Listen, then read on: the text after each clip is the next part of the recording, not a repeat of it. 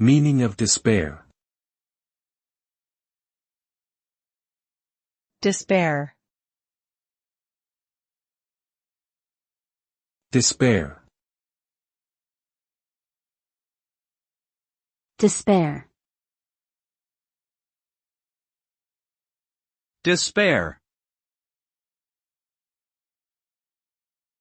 Despair refers to a state of extreme sadness or hopelessness.